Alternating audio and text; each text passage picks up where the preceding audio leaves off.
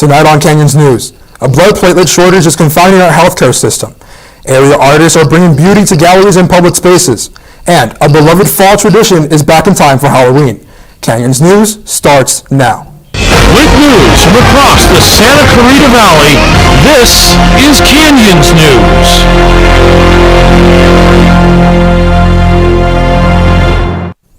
Good evening, and welcome to this edition of Canyons News.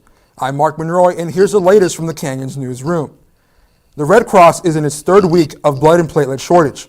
Kyle Kawamoto draws out the effects on Santa Clarita's hospital. The Red Cross has come to an emergency on a shortage on blood and platelets. Since the beginning of the pandemic, COVID has impacted businesses around the world, but the major one that was affected was the Red Cross. This shortage would affect many other hospitals around the country, but Henry Mayo was not an issue. Their blood bank supervisor Cynthia Martin gave this statement. It was very challenging to manage. We had contracted with another blood center to help fill in the gaps and were able to help and provide for our patients in this way. I spoke with Hospital Association of Southern California's Adam Blackstone, and he wrote this in a statement about the shortages of the Red Cross. The need is partially due to the presumption and elective surgeries and to people who postponed care during the pandemic now seeking care and presenting with more severe illness. With the struggle, I spoke with a local cancer survivor on why donating platelets is important and how it can help cancer patients in need of platelets. When their platelets go down for whatever treatment they may be having, they need to get them, strengthen them up again, and be able to keep from getting any more infections or getting exposed to colds, flus, whatever. I think it's very important. There's a lot of not only cancer patients, but there's a lot of patients that need blood transfusions, and if you're a match and you can help out, it's great. College of the Canyons will be having their annual Red Cross blood drive on Wednesday, October 13th and Thursday, October 14th from 9:30 a.m. to 3:30 p.m. located here at the roundabout by the Student Center. Your picture ID and your mask will be required upon arrival. Hope to see you there. Reporting for Canyons News, I'm Kyle Kawamoto. The annual Harvest Festival is back in full swing at the Gilchrist Farm Pumpkin Patch. Reporter Claudia Conchola brings us more. It began as a privately owned family farm in the late 60s. However, in 2016, the Gilchrist Farm opened its doors to the public and hosted its first annual Pumpkin Patch event. When we opened, we added the pumpkin patch because our local pumpkin patch, Lombardi's, had announced for the second year in a row that they were not able to do their pumpkin patch. Like many businesses in the country, the Gilchrist Farm endured hardships when the pandemic hit in March of 2020.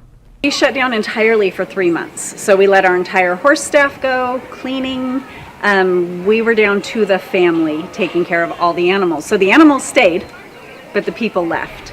Although the farm held its pumpkin patch event last year, its annual Harvest Festival faced limitations. We missed out on the big things, the pig races, live music, performances from local schools, fundraisers, anything that was crowd gathering or had people staying, we were unable to offer. This year, the Harvest Festival and Pumpkin Patch are back at full capacity.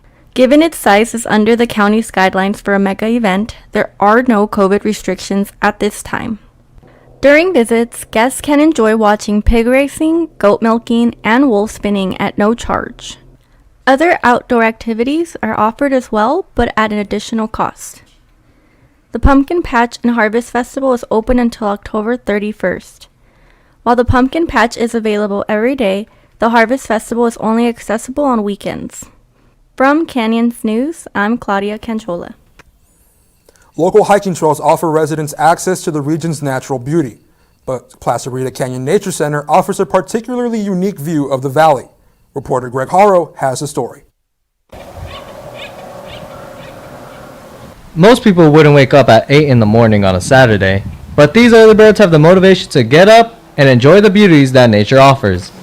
The Plaza Rita Canyon Nature Center offers a bird walk the first 2 Saturdays of the month at 8 a.m. The walk is led by longtime guide Rosemarie Sanchez Frazier, who got interested in birdwatching when she moved to Santa Clarita. Well, I moved out to Santa Clarita here back in 1976, and I put a hummingbird feeder out in my backyard because we had a pool, and we noticed that there was a lot of hummingbirds. If 8 a.m. does not sound appealing to you to go for the bird walk, or if you missed the first 2 Saturdays of the month, don't worry, you can witness a hawk up close. Wheelie. Wheelie is a Harris's hawk. They're not native to this area, they're native to southern Texas and southern New Mexico. The reason we have her is she was found in the wheel well of a UPS airplane out at Mojave Airport. The bird walk is never the same, as with the seasons change, the birds that appear change as well. Different times of year, we have different birds. Some of the birds here are real full-time residents, like the acorn woodpecker. They're here all the time. The scrub jays, the California scrub jays, they're here pretty much all the time. You saw the little juncos, dark-eyed juncos. Those are migrating birds that only come certain time of the year. And so anytime you come, it could be a different birds, so that's why we have them full-time bird walks 12 months a year. Reporting for Canyons News, I'm Greg Harrell. California has been making many changes in favor of college students over the last week. New laws were signed by Governor Gavin Newsom last Wednesday that will now help community college students experience an easier transition to public higher education.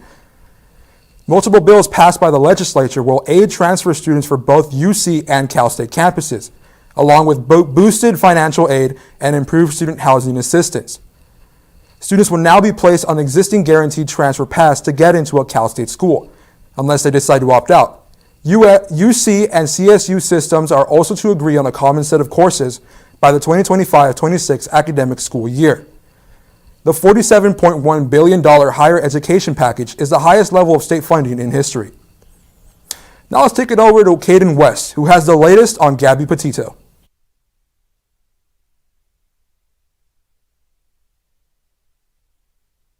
The cause of her death has been released. The 22-year-old's death has been ruled as a homicide by strangulation. According to Teton County Coroner Dr. Brent Blue, Petito's fiance, Brian Laundrie, is still missing as officials are searching for him in a 25,000-acre Florida nature reserve. The FBI issued a federal arrest warrant for Laundrie in September due to his activities after Petito's death. In a follow-up to a story from our last show, the International Association of Theatrical and Stage Employees, or IATSE, has announced a date for a potential strike in Hollywood. The union has informed producers that they will walk off the job on Monday if the two sides have not reached an agreement. IATSE crews have been working without a contract since September, when their previous deal with the studios and streaming providers expired. The AMPTP, a conglomeration of studios and production companies, responded to the strike date in a statement. There are 5 whole days left to reach a deal, and the studios will continue to negotiate in good faith in an effort to reach an agreement for a new contract that will keep the industry working. Otis wins again. The brown bear, a resident of Katmai National Park, is the winner of Fat Bear Week for the 4th time. With both finalists weighing more than 1,000 pounds, Otis defeated Walker after a vote by the public. According to the National Park and Preserve in southwest Alaska, the victory is even more impressive, considering that Otis is about 25 years old.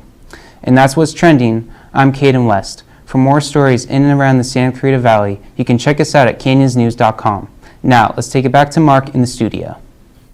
Thanks, Caden. With the pandemic easing, a sense of normalcy is finally returning to Santa Clarita, even when it comes to the canvas. Here's more with Lauren Hanna. After a year of closed doors and virtual shows, the walls of the Santa Clarita Artists Association have returned to their former glory. With its first high school gallery show, art pieces created by students from the valley decorated the room.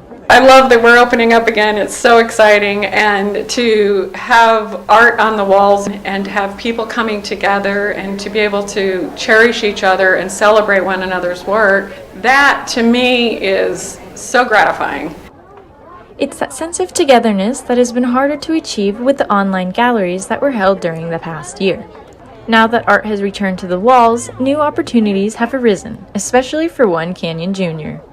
So it was during online teaching, and I was in a classroom for the graduating class, and they posted out a flyer for this event, and I just thought, hey, why not join? For some, it was documenting history on a canvas, but for student Isabella Stubb, it was expressing her feelings throughout the past year. Put as much chaos onto paper as possible and just kind of show like how I was feeling in the moment and just like a little bit of like self-expression for sure. For both the professional and the novice, art is about the human emotion. It acts as glue, bonding both sides of arguments and disagreements since the beginning of time. I want the young people to start realizing that art is essential, art's very important, and I want them to feel like doing art is a valuable thing because the world really needs it. Reporting for Canyons News, I'm Lauren Hanna. A flurry of public art can be seen all across Santa Clarita. But have you even noticed? For more, here's Mark O'Brien. Art. It's a staple in any community, including right here in Santa Clarita. Pop-up art exhibits, displays, and activities can be found frequently throughout the Santa Clarita Valley. This is because the city implemented plans to provide more art and cultural development for the community back in the fall of 2016. Meetings to discuss the implementation process as well as listen to feedback from the community happen regularly. This is in order to reach their goal of providing engaging art pieces that satisfy and reflect the essence of the city. But the question remains, is this influx of art going to be appreciated or even wanted? Because makes the areas look like more like fun, attractive to the people. Not only locals, also other people from other towns. As you can see, the answer to that question is, well, yes, it is being appreciated. I think people appreciate it though. It does bring it. Yeah, I think people definitely want it. We do have Cal Arts here, so I mean, it's a pretty big school. The city's efforts to improve its art culture has not gone unnoticed, with the increased amount of artwork popping up in the area. One place to go experience the art scene is Main Street in Newhall. With historic and artistic murals plastered on every street corner, there is more than enough communal art to be enjoyed by all ages. But I mean, the younger generation that's going to be taking over will probably appreciate it more. So the next time you're walking the streets of Santa Clarita, be sure to keep an eye out for the fine art you are sure to encounter. For Canyons News, I am Mark O'Brien. Coming up next on Canyons News, changes are coming to Central Park. A new ice hockey team has taken up residency in the Cube. And a superfan navigates supporting his team as COVID lingers. Stay tuned.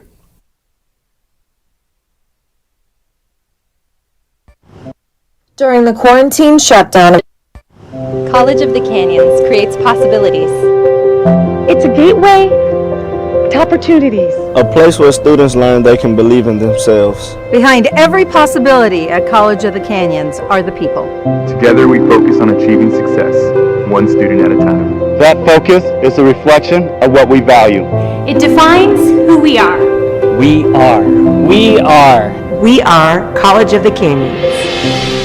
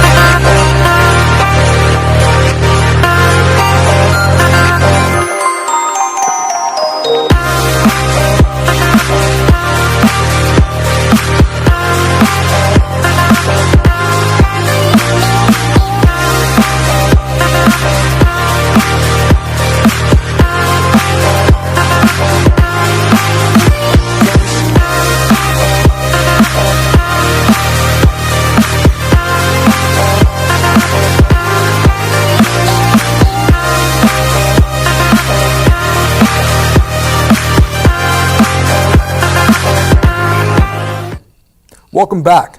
From staying in to rolling out, a group of Santa Clarita moms found a unique way to overcome isolation. During the quarantine shutdown of 2020, many quickly realized how boring life inside could really be. The whipped coffee trend, the homemade bread trend, and the rise of the air fryer kept many briefly occupied. But Dawn Walker, a local Santa Clarita resident, decided she would ask others to share her love of skating. She put a simple question out on Facebook, said, "Who wants to go skating with me?" And it just grew and grew and grew. Now, skating has brought joy and good vibes to many of the other members of Skating Mamas.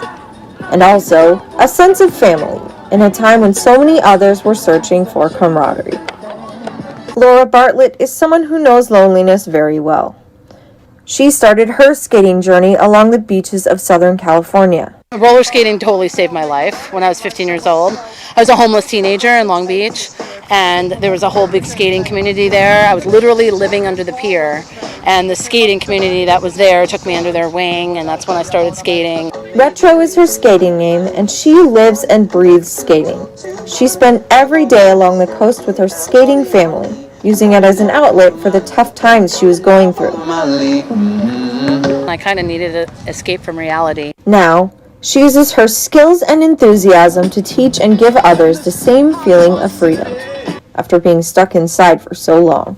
Especially coming out from isolation, COVID showed a lot of it, where people came out and did this, and then now they don't feel so all alone. And not only has the group created a fun, accepting place to hang out, but roller skating itself keeps these mamas coming back. Gosh, I don't know what I do without skating. Rolling out from Canyons News, I'm Sydney Sweet. Local residents will now have a greater opportunity for recreation after a recent decision made by the City Council. Daniel Rios has more. The Santa Clarita City Council recently voted for Central Park to receive an $11.87 million upgrade to the park. This upgrade includes 4 new multi-purpose fields with lighting, a new bathroom, enhancements to the dog park, exercise stairs, and additional parking. All of these upgrades will be located by the southwest section of the park that is currently underdeveloped. But where is the city getting all this money? So the funding for this plan is coming from the American Rescue Plan Act, and Central Park, like I mentioned, is a big destination not only for Santa Clarita residents but for people from throughout the Southland. It's a big economic boost to the city when people come in for tournaments and different concerts and events, so we are using the funds from the ARPA Act to cover the expansion. Central Park already has a lot to offer, but the city didn't hesitate to expand. We've hosted like the Boots and Brews and many different tournaments at Central Park. So there's always a need for more fields. So when we had the opportunity and the space to expand, this was something that the community had been asking for and something that we wanted to be able to provide. The expansion has been planned for a while, but COVID-19 put it on hold. Now it's picking up right where it left off. This was a priority that we had adopted prior to the pandemic and had to be put on hold, and I'm just excited to see that we're moving forward with the design phase. There's currently no timetable for this project to be done, but workers have already broken ground for the expansion. For Canyons News, I'm Daniel Rios. Sounds of laughter flowed from a local park as children enjoy the splendors of being young. Reporter Charles Carvalho gives us the details. Child, did you ever like Nerf guns or a toy rocket, armor rifle gun? Well, 2 local teens host an event on where you get to relive your childhood. I help run this event with my friend Taylor.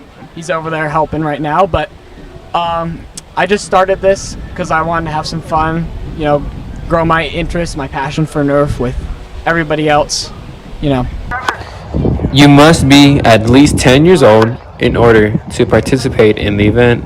We started in about May of this year, so 2021, and I just started it because I got into Nerf a few months ago. I got really into it. My friend also got into it. We said, hey, let's team up. Let's start some Nerf wars. We started out with like a couple people. It wasn't that great, so we started making it official, putting up an Instagram page, inviting people in, and now we're running 20-25 people each time. So it's really fun. Taylor, I'm the person who basically came up with the idea for all of this. I'm one of the main organizers along with Jake. We run the thing, we figure out when we're going to do it, how we're going to do it, we buy all the materials, like the cones and stuff for the boundaries, buy darts to share, all that kind of stuff. Lastly, to get more information, go to their Instagram, Garage in their first league. Reporting from Canyons News, I'm Charles Cavario. The chances of making the big leagues is quite slim, but a local high school coach is helping his players defy the odds. Pat Valleca, Mike Montgomery, and Tyler Glasnow. Just a few of the professional MLB players that have gone through Hart High School's baseball program. But how did their talents make it all the way to the bigs? For the past 20 years, Coach Jim Ozela has played a huge part as to why these players make it to where they are today. What we've done down through the years with our players is we've given our players a little bit of a system, a guideline to help them kind of reach the goals that they want to reach. Many coaches don't have the ability to connect with their players, and therefore the players lack confidence with the coach. Oh, I'm blessed. It's not a doubt. It's a great honor for me to have been their coach. I'm in constant communication with all those guys. The Pat Vallecas, the Tyler Glasnows, we're constantly text messaging each other and trying to find out, how things are going for him. Hart has always had a winning mentality in the past, but Ozela has made sure to engrave that mindset into his players' minds. A lot of our guys, they come through the gate. They know the tradition. They know that, you're up on a little bit of a pedestal and you got to work hard to reach that. And the only way you can, make it to the mountaintop is by keeping the work. And, those goals get achieved. A good program isn't the only reason players improve, as many players themselves have to find a way to better their baseball skills. Our guys are very goal oriented. Guys who really want to move on, play college ball, play professional ball. So, we just need to give them the right direction, right guidance, and a lot of times that'll happen. With 6 out of the 34 league championships and a record of 367 wins and 191 losses, Ozela has kept the tradition of winning at Hart High School and will likely continue for the years to come. Reporting for Canyons News, this is Mark Monroy.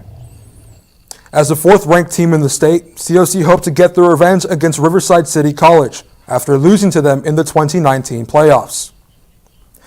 On the first play of the game, COC's Joshua Madison intercepted Riverside and ran it for the touchdown.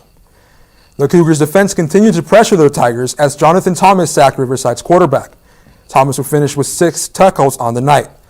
Colton Doyle would throw a 72-yard pass to Taquan Gilmore, going up 27-10 at the half. This will be Gilmore's 5th touchdown of the season. The momentum continued as Moises Haynes ran it for his 2nd touchdown of the night. The Cougars would win 41-24, improving to 5-0 on the season. Their next game is at Bakersfield this Friday at 6 p.m. Hockey fans don't need to fight traffic to Staples Center to catch a great game. Reporter Jeremy Thompson goes behind the glass with a new team taking the ice at the local rink this season. It's a fresh sheet of ice in a new barn for the UCLA men's hockey team, who are calling the Cube in Santa Clarita their home for the 2021-22 season. As a club team looking to build into a Division I program, Captain Duke Fishman and the Bruins are hoping to capitalize on and invigorate the sport's growth in the West. Hockey is growing at the fastest rate in California out of any state in the U.S. Having a college option in California for all the new youth players that are growing up here and playing would continue to help grow the game. Fishman's co-captain Billy Zegras hopes UCLA can help build the hockey culture he saw growing up on the East Coast. I grew up watching Boston College and Yale and Harvard and UConn and all those schools, dreaming of playing for them one day. Hopefully we can be that for kids who grew up in San Diego, Los Angeles, even San Francisco. We want to be a program that puts college hockey in California on the map, and I'm pretty excited to see what California produces in the next few years. The SCV's newest team hosted its first 2 games in its new home Friday and Saturday, beating San Jose State 8-1 and 9-0 to the cheers of local fans. Seeing the support we've already gotten from the city and the Cube has been really great, but yeah, I encourage everyone to come out, watch some hockey. It's a pretty high level and it's a lot of fun to watch. And for the next generation of players coming up? We're here for them. We want to put on a good show for them. We want to provide good entertainment value. Games are way more fun when it's packed house and everyone's yelling and hooting and hollering. If you want to join the hootin' and hollerin', there are 8 more games at the Cube this season, starting with the face-off against CSUN on November 6th. For Canyons News, I'm Jeremy Thompson. As the world's attention turns towards its health, a sports fan balances his personal well-being with his love for the Lakers. Matt Frieda tells us more. In 2 weeks, the Los Angeles Lakers will return to the court looking to add another title to their storied franchise. And for the first time since the COVID-19 pandemic, they'll welcome back full-capacity seating in the Staples Center. But one familiar face won't be in the building. Gary Martin has been a Lakers season ticket holder for over 20 years. Martin is well known among Laker fans for his viral video of him that's now become a GIF, as well as for holding his signs up to energize the crowd. When I first came to Los Angeles was in 1991, and it kind of like sucked me into the Laker love. I was purple and gold for the rest of my life. Lake Show, baby! Over the years, Martin has created hundreds of signs. If you look back at the game when Kobe scored 81 points, you'll see me in the crowd during the game. And I wanted something in my hand that said Kobe as he was getting to 81 points. But when the COVID-19 pandemic struck, Martin was forced to root on the purple and gold from the sidelines. I've had 2 heart attacks, and I had colon cancer. My doctors have advised me that it might be best, just until things calm down even further than they've already calmed down, before I start attending lots of people at the games. But that won't stop this diehard Lakers fan from supporting his team. I tried to do something a little bit different this year, and I figured, okay, I can't go into Staples Center, but what I could do was I could travel to various parts of the state, of the city, and bring my signs and just make an appearance and show that I still love the team. Martin has built a following on Twitter where he plans to continue to be the sign guy, but from the safety of home. If I'm watching the game and I see a player dunks on somebody or makes a great shot, I'm going to post something up. Martin says he'll sorely miss being in the stadium, but hopes that his presence will continue to be felt by Lakers fans all around the world. To all you out in Laker Nation, I love you. I will always love you. You're part of me, and I hope that I'm part of you. So while you may not see him at the Staples Center this year, the Lakers sign guy will be signing on virtually. Let's go Lakers! For Canyons News, I'm Matt Frieda. Tired of being cooped up inside? Area skaters have been hitting the pavement in huge numbers. Ryan Rivera drops in with the details. The pandemic had a huge effect on the skateboarding community, especially here in Santa Clarita. Local skateboard instructor Hydro Mike gives us more details. Yeah, during the pandemic, a lot of kids didn't have their team sports to go to, so skate park was open. Everybody got skateboards and started picking it up, and come here in the afternoons now, and it's just packed. Kids learning how to skate. He also tells us how lessons have seen a big increase recently. Skateboard lessons have picked up like crazy. When I used to have 3 or 4, that's jumped up to 15 or 20. I enjoyed teaching kids and adults. Had adults as old as 57 come out and want to pick up a skateboard and learn, and I teach them how to balance, push, turn, skate the park, and have fun. Aspiring pro skater Matteo Caputo describes how the pandemic encouraged individuals to be physically active. People had to be active. They had to figure out, certain hobbies to do. Nobody was really working, and everybody didn't want to waste their time just sitting inside. So a lot of people picked up, different sports and activities. Skateboarding definitely picked up, and it helped a lot of people. I know that personally because I've talked to a lot. Santa Clarita Skate Park was one of the first to reopen in Southern California. But it really helped when Santa Clarita Skate Park opened up, and it just got me active, got me out there. Started, making more friendships and seeing other people that I haven't seen in a long time, so it was really nice. Overall, skateboarding was another helpful outlet for many people during a 1-year break from normal life. Yeah, skateboarding is definitely a positive outcome. There's nothing like it. You step on the board and you feel really free. You're just kind of cruising by and just not worrying about anything, so it's definitely positive. I'm Ryan Rivera for Canyons News. That does it for this edition of Canyons News. I'm Mark Monroy. For more local and campus information, visit us online at canyonsnews.com. You can also follow us on our social media platforms. Have a good night.